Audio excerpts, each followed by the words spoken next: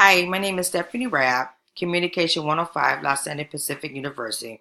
I'm getting ready to discuss nonverbal communication.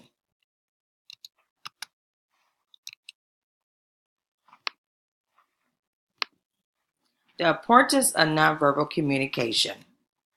As much as 93% of communication is nonverbal, with 55% which is conveyed through facial expression, posture, and gestures. And then 38% is revealed. Through the quality of our appearance, researchers have recommended that these two types of gestures are early manifestation at different types of behavior. Universal facial expressions. Happiness. The human face is exceedingly expressive and it is able to express countless reactions without saying a word. Sadness is the opposite of cheerfulness and indicates a depressing state reducing of the human body. Fear is a dynamic response to bodily and sensitive danger. It also has a tough roots in human growth. The importance of human nonverbal communication.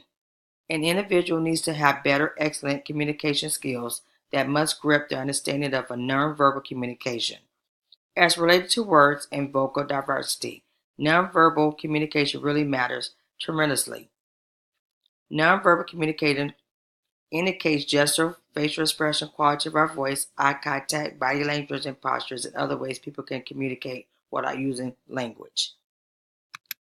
Eye contact. Intent look of fixed gaze suggests a connection or eye displeasure. Elevated look shows power. Unhappy look suggests paleness and tender. Straight eye contact communicates honesty, clearness, and a partial outlook. Hand gesture recognition. Hand gesture acknowledgement is one understandable way to create a useful high adaptive line between machines and their users.